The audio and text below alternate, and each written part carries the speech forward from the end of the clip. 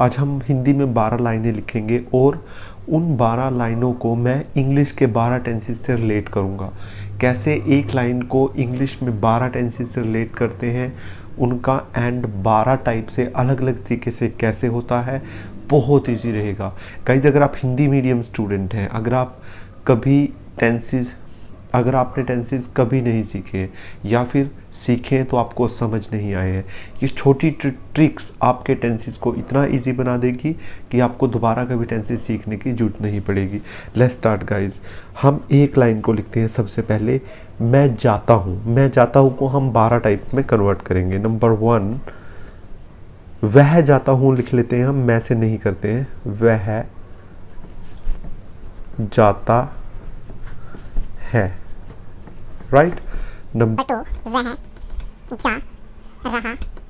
Number 3, वह जाएगा। Number 4, वह जा चुका है। नंबर 5, वह जा चुका था। नंबर 6, वह जा चुका होगा।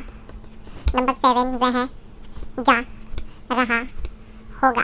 देखो, एक ही लाइन को हमने 12 इस पेज पे नहीं आए तो मैं 7 टाइप में कैसे कन्वर्ट कर दिए 7 टेंसेस में, मैं आपको बताता हूँ। वह जाता है हर रोज होता है। वह जा रहा है अभी प्रेजेंट में ऐसा हो रहा है। वह जाएगा हम फ्यूचर में ऐसा फ्यूचर की बात कर रहे हैं कि वह फ्यूचर में कहीं जाएगा आने वाले टाइम में। वह जा चुका है पास्ट की बात कर रहे हैं कि वह जा चुका है।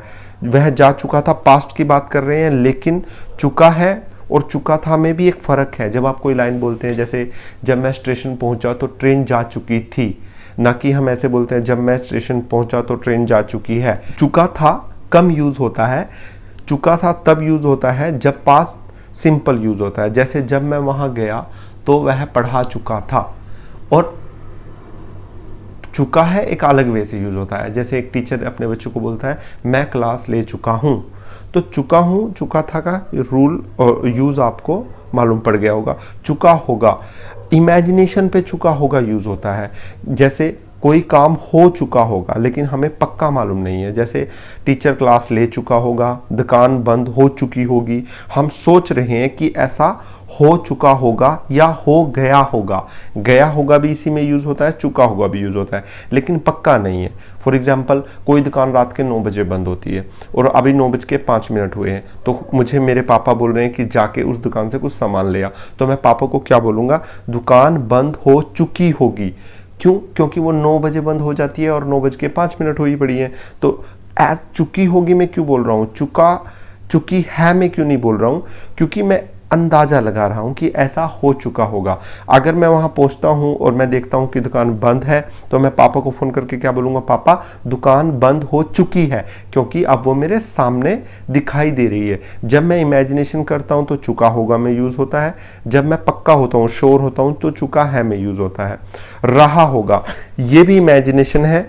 रहा होगा, क्या इमेजिन कर रहे हैं कि कोई काम ऐसे अभी हो रहा होगा, अंदाजा लगा रहे हैं। इसमें अंदाजा लगा रहे थे काम पूरा होने का, इसमें अंदाजा लगा रहे हैं काम होने का। फॉर एग्जाम्पल, मैं 7 बजे मेरी मम्मा झाड़ू लगाते हैं और मैं आज बाहर कहीं हूँ, तो कोई मुझसे पूछता है कि आपके मम्मा इस वक्त क्या कर रहे होंगे, तो रहे होंगे वो भी अंदाजे से पूछ रहे हैं। मैं भी अंदाजे से बताऊंगा कि 7 बजे मेरे मम्मा झाड़ू लगाते हैं, तो आज अभी 7 बजे में तो मेरे मम्मा झाड़ू लगा रहे होंगे। रहा होगा, रहे होंगे, रही होगी, ये तो एक में ही आता है ना तीनों।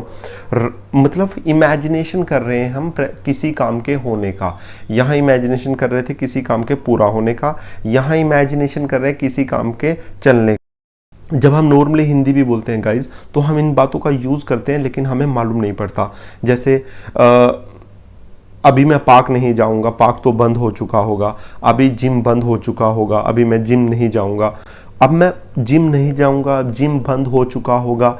ये क्या है? इमेजिनेशन ही तो कर रहे हैं कि बंद हो चुका होगा। मे बी आज ना बंद हुआ हो, मे बी वो लेट तक खुला हुआ हो। 12 टेंसेस इसी तरह से अलग अलग से डेफिनेशन में चेंज हो जाते हैं। जैसे हमने अभी 7 टेंसेस किए, अगले लेसन में हम लोग 7 नए टेंसेस करेंगे और इन 7 टेंसेस की इंग्लिश क्या होगी। जैसे हिंदी में तो ता है से बदल गया, रहा है से बदल गया, गा से बदल गया सेंटेंस, गा से फ्यूचर हो गया, रहा है से प्रेजेंट कंटिन्यूस हो गया, ता से प्रेजेंट सिंपल हो गया, चुका है से प्रेजेंट परफेक्ट हो गया, चुका था से पास्ट परफेक्ट हो गया, वह जा चुका था। हिंदी में तो हमने चुका था लगा के किसी को बता दिया कि मैं पास्ट की बात कर रहा हूँ, मैं खाना खा चुका हूँ। हिंदी में तो चुका हूँ लगा के हमने बता दिया कि मेरा ये काम पूरा हो गया है, मैं कल खाना नहीं खाऊंगा। हिंदी में तो गा लगा के हमने बता दिया कि मैं कल की बात कर रहा हूँ कि कल मैं खाना नहीं खाऊंगा। तो इंग्लिश में इनके प्लेस पे क्या लगाया जाता है ताकि ये हमें क्लियर हो जाए कि हम फ्यूचर की बात कर रहे हैं या फिर पास्ट की बात कर रहे हैं। जैसे हम हिंदी में तो ता, रहा, गा, चुका, चुका था, ये सब चेंज करके दूसरे बंदे को ये समझा रहे हैं कि मैं क्या बता रहा हूं। इंग्लिश में हम क्या चेंज करेंगे कि दूसरा बंदा समझ जाए कि ये बंदा पास्ट की बात कर रहा है या फ्यूचर की बात कर रहा है। उनको हम इनके रूल्स कहते हैं, रहा है का रूल, गा का रूल, चुका है का रूल, जैसे ये है। इंग्लिश में इनके क्या रूल अप्लाई होते हैं वो हम कल के लेसन में करेंगे। गाइज होपफुली आपको ये चीज़ समझ आई होगी। गाइज सब्सक्राइब दिस चैनल अगर अभी तक आपने सब्सक्राइब नहीं किया है, और मैं ये बहुत इजी तरीके से आपको इंग्लिश सिखाने की कोशिश कर रहा हूँ। तो share this video with your friends also.